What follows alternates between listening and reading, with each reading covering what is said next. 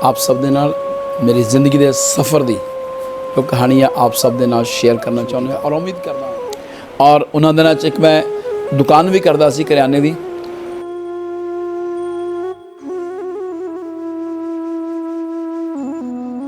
और दुकान के नाल नाल दुकान के उत्ते पैंचर लगाने का भी काम करदा सी और वो सारे कामां दे नाल नाल मैं कर रहा सी।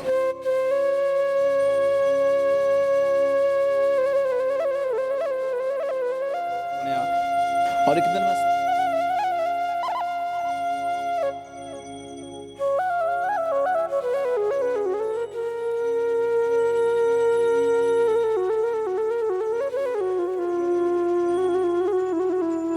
एक प्रभु ने मैनू घर बनाने की हिम्मत दी।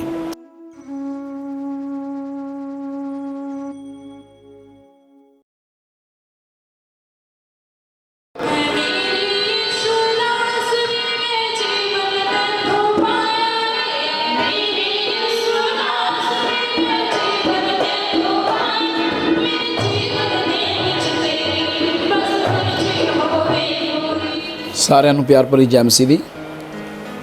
प्रभु यीशु मसीह का बहुत धन्यवाद करते हैं। अज असी सलामत मसीह टीवी के द्वारा आप सब दे नाल मेरी ज़िंदगी के सफ़र की जो कहानी है आप सब दे नाल शेयर करना चाहुंदे हैं और उम्मीद करदा कि तुहानूं इस विचों बहुत सारी गल्लां सीखण नूं मिलणगीआं। और 1990 तो मेरी ज़िंदगी का सफ़र इस तरह शुरू होया कि 1990 मेरी शादी हुई और जो शादी हुई शादी के पहले दिन ही बहुत सारिया दुष्ट आत्मा ने मेरी पत्नी को बहुत ज़्यादा परेशान किया और उस तो बाद रात को सौ नहीं सकती सी और बहुत सारिया दुष्ट आत्मा के उपर डिग पैंदियां सी, बड़ियां परेशानियां आउंदी सी, पिंडे उत्ते नील पै जांदे सीगे और असी बहुत सारे थावां ते जाके उहदा इलाज करवाया, धार्मिक स्थानां ते गए, बहुत सारे तांत्रिकां दे कोल, जादूगरां दे कोल गए, सियाणे बाबियां कोल गए और ये सब कुछ करने दे नाल कोई भी फायदा नहीं होया। पर एक दिन मैनू प्रभु यीशु मसीह के बारे च पता लगा।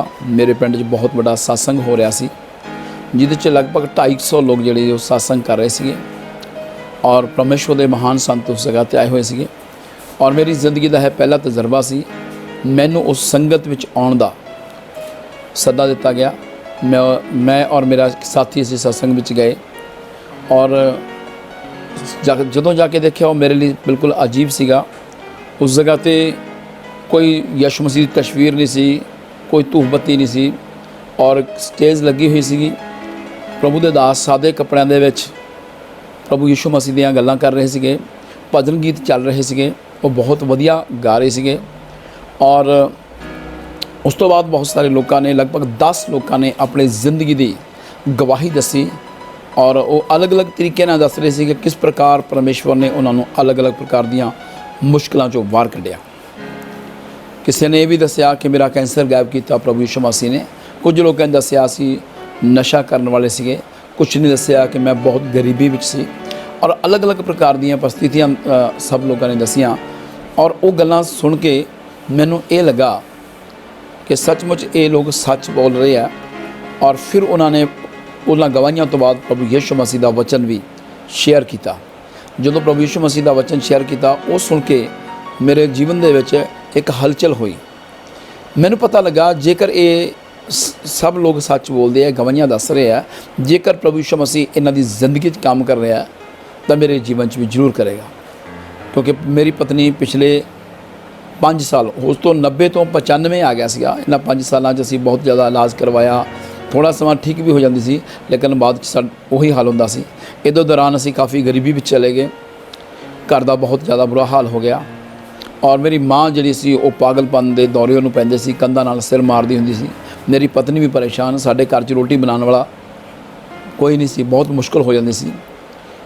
और उन्होंने दिनों जो मैं प्रभु यीशु मसीह का वचन सुनिया मेरे दिल च भी तमन्ना जागी कि मैं भी प्रभु यीशु मसीह पर विश्वास करा। और पहले ही दिन जो मेरे प्रभु यीशु मसीह का वचन सुनिया थोड़ा विश्वास मेरे जीवन च आया। मैं अपने परिवार नाल गल की और फिर एक दिन असी बहुत ज़्यादा परेशान हो गए और मेरी माँ जी सी वो कंधा नाल सिर मार रही सी।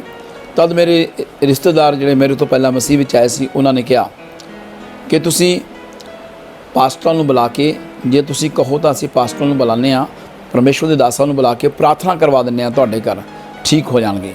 और मैं कहा जिवें तुसीं चाहुंदे हो, जो तुसीं करना चाहुंदे हो कर लो, क्योंकि असीं सब कुछ करके देखिया, हुण ये आखिरी जगह रह गई आ। तो उस समय की होया, जदों परमेश्वर के दास नूं पास्टर हरपूल जी सी और उन्होंने बठिंडे तो बुलाया गया और उन्होंने सानू प्रभु यीशु मसीह का सुसमाचार सुनाया। और सुसमाचार सुनाने तो बाद असीं विश्वास किया और मेरी माता लिए प्रार्थना की गई और सो मेरी माता बिल्कुल ठीक हो गई और मेरी पत्नी भी ठीक हो गई और फिर सानू काफ़ी शांति मिली। फिर असीं लगातार प्रभु की संगति में जाना शुरू किया। जदों भी संगत हुंदी असीं संगति च भाग लेंदे और बहुत सारे लोगों को अपनियां अखां दे नाल असीं बीमारां नूं चंगे हुंदे देखिया, लोगों के हालातों नूं बदलदा होया देखिया। इस प्रकार साडा मसीही जिहड़ा जीवन सी वो शुरू हो गया। और फिर उन्हां दिनां 'च साडे पिंड दे विच बहुत सारे परिवार जिहड़े वो मसीह नूं मनण वाले हो गए। और उन्हां दिनां विच जदों इन्ने लोग प्रभु यीशु मसीह ते विश्वास करदे सी, मन रहे सी प्रभु यीशु मसीह ते, और फिर प्रभु दे दास पास्टर प्रेम जौहन जिहड़े आए हुए सीगे कोटपुरे तो, और उन्होंने कुछ लोगों को बपतिस्मे देने सी। असीं भी उन्होंने तैयार हो गए, असीं आख्या सानू भी बपतिस्मे दिओ। और उन्होंने दिनों में काफ़ी लोगों ने, लगभग 20-21 लोगों ने उस दिन बपतिस्मा लिया और मैं और मेरी पत्नी ने भी, और प्रभु यीशु मसीह के नाम दे विच बपतिस्मा लिया। और फिर असीं लगातार होर भी ज़्यादा संगति बदलना शुरू करता। और उन्होंने दिनों में पास्टर सैमसन जाकूब जी जिहड़े सीगे वो हंसनगर विच संगति करदे सीगे ते मैनू पास्टर प्रेम जौहन जी ने कहा कि तुसीं उस जगह ते संगति करा करो। असीं उस जगह ते संगति करन लगे और काफ़ी समय तक संगति करते रहे। मेरी गवाही नूं सुन के उन्हां दिनां 'च मैं जिथे भी जांदा सी प्रभु यीशु मसीह की गवाही दिंदा सी। मेरी गवाही नूं सुन के बहुत सारे जिहड़े लोग सीगे वो प्रभु कोल आण लगे। और फिर एक दिन प्रभु दे दास प्रार्थना कर रहे सीगे। प्रार्थना करन दे दौरान उन्हां नूं प्रभु जी ने दिखाया कि मैं प्रभु दा सेवक बनांगा और उन्होंने मैनू दस्या कि तू प्रभु की सेवा करेगा। मैं इस गल ते थोड़ा बहुत विश्वास किया। और उस तो बाद एक शादी विच, एक पास्टर की शादी सी, मैं उस शादी में शामिल होया। एक ऐसा बजुर्ग पास्टर जिहड़ा मैनू कदी नहीं मिला सी, मैं उन्होंने सामने बैठा सी और वो मेरे बारे भविष्यवाणी करन लगा और कहन लगा कि तुसी की करदे हो। मैंने पूछा, उन्हें मैं क्या, मैं तो विश्वासी हाँ। उन्होंने कहा कि तुसी प्रभु की सेवा करोगे। उस तो बाद मेरे इस गल दे विच विश्वास होर ज़्यादा वाधा होया कि प्रभु मैनू अपनी सेवा लिए बुला रहा। इस तो बाद कई प्रभु के दासां ने अलग अलग समय दे विच, लगभग 2 साल के अरसे विच अलग अलग समय दे विच मैनू दस्या कि तुसी प्रभु की सेवा करोगे। फिर मेरे मन में ये गल आई कि जेकर प्रभु यीशु मसीह मेरे द्वारा अपनी सेवा लेना चाहता है तो क्यों प्रभु मेरे नाल गल क्यों नहीं करता। और उन्होंने दिनों में असी एक मरीज़ लिए प्रार्थना कर रहे थे, काफ़ी टाइम प्रार्थना कर रहे थे और फास्टिंग प्रेयर चल रही थी। उस प्रार्थना दौरान मैनू परमेश्वर का पवित्र आत्मा मिलया। मैं पवित्र आत्मा नाल भर गया, अन्य भाषा प्रार्थना करन लगा और मेरे आत्मिक जीवन में और भी ज़्यादा वाधा होया। फिर मैं होर भी ज़्यादा प्रभु के नेड़े जाना शुरू किया। और उन्होंने दिनों एक मैं दुकान भी करता सी करियाने की,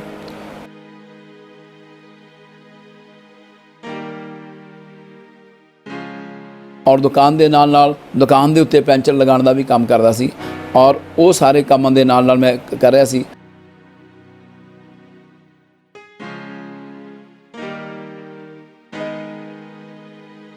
और एक दिन मैं सफ़र करता होया, सुबह का समा सी, वापस आ रहा, रात की संगत करके सवेरे वापस आ रहा सी और उदों की देखा, पवित्र आत्मा ने मेरे नाल गल की। मेरे अंदर एक आवाज़ आई, वो आवाज़ ये कह रही सी कि तू प्रभु यीशु मसीह की सेवा करनी है और प्रभु यीशु मसीह मैनू कह रहा कि तू 7 दिन का वर्त रख के प्रार्थना कर। ये आवाज़ मेरे अंदर आई तो मैं उस दिन अपने परिवार को कहा कि दुकान का जो काम है मेरी मिसेस को कहा तुसीं संभालो, तो मैं प्रभु यीशु मसीह के आग्ञा अनुसार मैं 7 दिन फास्टिंग करनी है।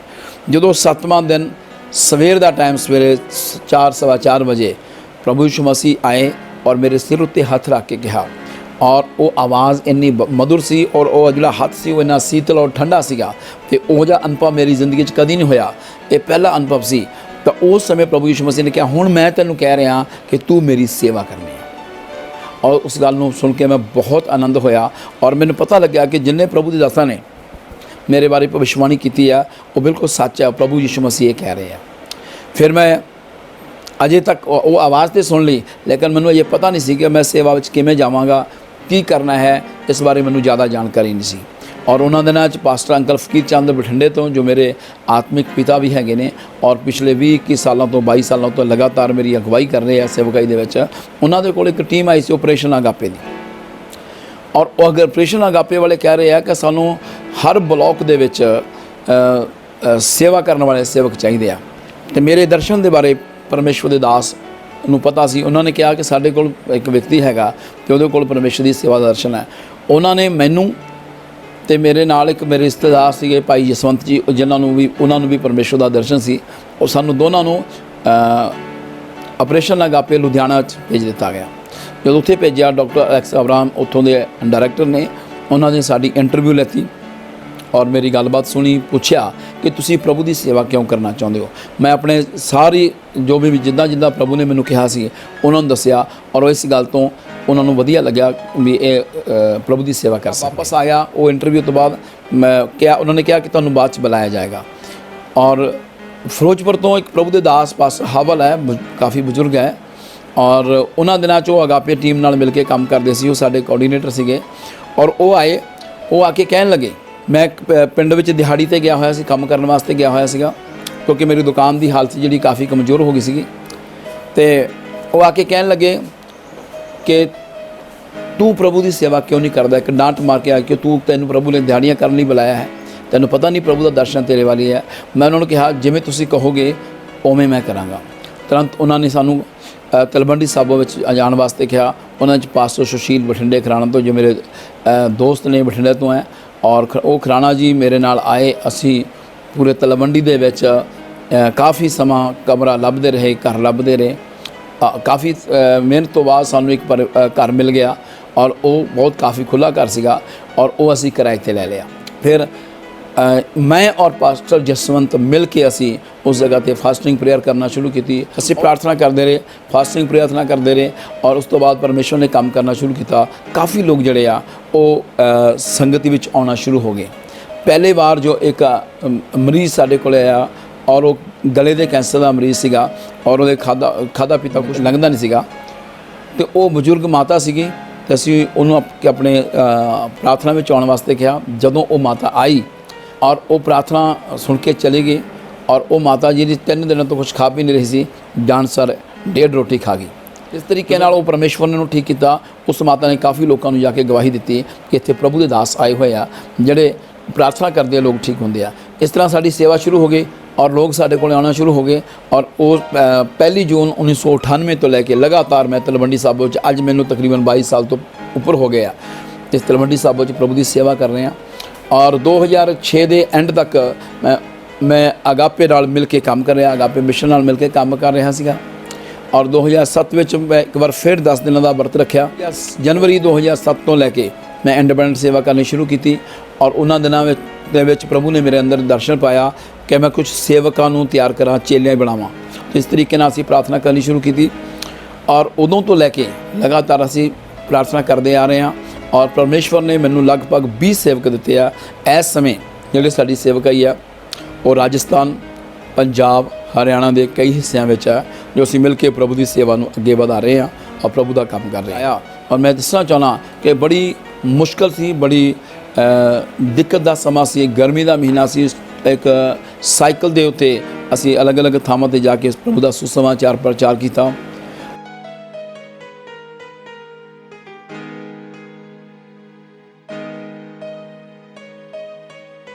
ਔਰ ਫਿਰ 2-3 ਸਾਲਾਂ ਬਾਅਦ ਪ੍ਰਭੂ ਨੇ ਥੋੜ੍ਹਾ ਆਸ਼ੀਸ਼ ਦਿੱਤੀ, ਮੈਨੂੰ ਇੱਕ ਸਕੂਟਰ ਲੈਣ ਦੀ ਹਿੰਮਤ ਦਿੱਤੀ। ਔਰ ਫਿਰ 2007 ਵਿੱਚ ਪ੍ਰਭੂ ਜੀ ਨੇ, ਜਦੋਂ 2006 ਦੇ ਵਿੱਚ ਅਸੀਂ ਮੈਂ ਅਗਾਪੇ ਨੂੰ ਰਿਜ਼ਾਈਨ ਦਿੱਤਾ, 2007 ਵਿੱਚ ਪ੍ਰਭੂ ਨੇ ਮੈਨੂੰ 2 ਪਲਾਟ ਦਿੱਤੇ ਔਰ ਜਿਹਦੇ ਵਿੱਚ ਇੱਕ ਵਿੱਚ ਵਧੀਆ ਚਰਚ ਬਣਿਆ।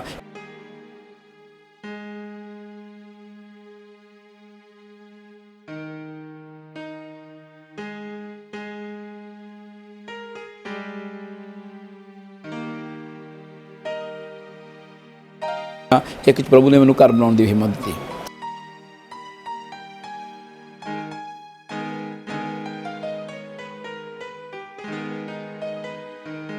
ਔਰ ਇਸ ਤਰੀਕੇ ਨਾਲ ਆਹਿਸਤਾ ਆਹਿਸਤਾ ਪ੍ਰਭੂ ਯਿਸੂ ਮਸੀਹ ਮੈਨੂੰ ਵਧਾਉਂਦਾ ਗਿਆ। लेकिन हुण प्रभु की अपरंपार कृपा है कि बहुत सारे लोग साडे चर्च विच आंदे आ और बहुत सारे सेवक मिलके प्रभु की सेवा में अगे बढ़ रहे हैं। और मेरा दर्शन ये है कि जिस जगह पर कलीसिया नहीं स्थापित हुई उस जगह पर जाके प्रभु की मैं कलीसिया स्थापित करा, परमेश्वर के लोगों को प्रभु का वचन सुनावा। पहला असी अंत के नेड़े सी, लेकिन हुण प्रभु ने सानू अनंत जीवन दिता है। मैं दसना चाहना हाँ, पवित्र बाणी च लिखा है, जिहड़ा परमेश्वर के पुत्र ते विश्वास करता है अनंत जीवन उसे दा है। प्रभु यीशु मसीह संसार का मुक्तिदाता है, वो किसी एक धर्म एक जाति के लोगों लिए नहीं आया। पवित्र बाइबल लिखा है प्रभु यीशु मसीह सबना का प्रभु है। इसलिए मेरी बेनती है कि जिन्हें भी इस अगवाही सुन रहे हैं या देख रहे हैं वो प्रभु यीशु मसीह के विश्वास लैके आउण। और प्रभु यीशु मसीह की आमद होने वाली यीशु मसीह कदों भी आ सकते हैं, क्योंकि बाइबल के मुताबिक वो भविष्यवाणियों के मुताबिक वो आने का समा बिल्कुल करीब है। प्रभु यीशु मसीह आने वाले हैं। मैं चाहना हाँ कि आप प्रभु यीशु मसीह के लिए अपने आप को तैयार करिए। इस दे नाल साडा कलीसिया का एक होर काम है, जिन्होंने अजे तक जिन्हों तक परमेश्वर का नहीं वचन पहुँचा, असी उन्हों तक भी प्रभु के वचन को लैके जाइए ताकि बहुत सारे लोग परमेश्वर के राज में आ जाए।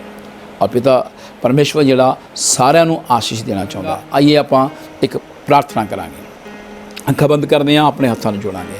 सर्वशक्तिमान पिता परमेश्वर, आप जी का बहुत शुक्र ते धन्नवाद करते हैं प्रभु जी। खास तौर पर धन्नवाद देने सनाम मसीह टीवी के द्वारा प्रभु जी अज आपने मेरे जिंदगी के सफ़र के बारे में गलबात करने का मौका दिता। प्यारे प्रभु जी, जिन्हें भी लोग इस गवाही को सुन या वेख रहे हैं, प्रार्थना करते प्रभु जी उन्होंने जिंदगियां परमेश्वर के महान कम प्रगट हों। और प्रभु जी जिहड़े लोग अजे तक विश्वास में नहीं आए वो विश्वास में आउण और जान सकन यीशु मसीह परमेश्वर का पुत्र और मुक्तिदाता है। वो अपने पापों तो आज़ाद होके और प्रभु जी अनंत जीवन को प्राप्त करन। और जिन्हें लोग प्रभु जी इस समय खुदा विश्वास आ चुके हैं, असीं उन्हां लई भी प्रार्थना करते हैं प्रभु यीशु मसीह उन्होंने तैयार कर अनंत जीवन दे लई। और प्रभु अपने जीवन को पवित्रताई में व्यतीत करते हुए और पिता भगती वाला जीवन व्यतीत करते हुए प्यारे प्रभु जी और तुहाडे प्यार में अगे बस सकन। सारी महिमा तुहाडे नाम दिंदे पिता परमेश्वर यीशु मसीह के पवित्र नाम च प्रार्थना करते हैं, आमीन। जय मसीह।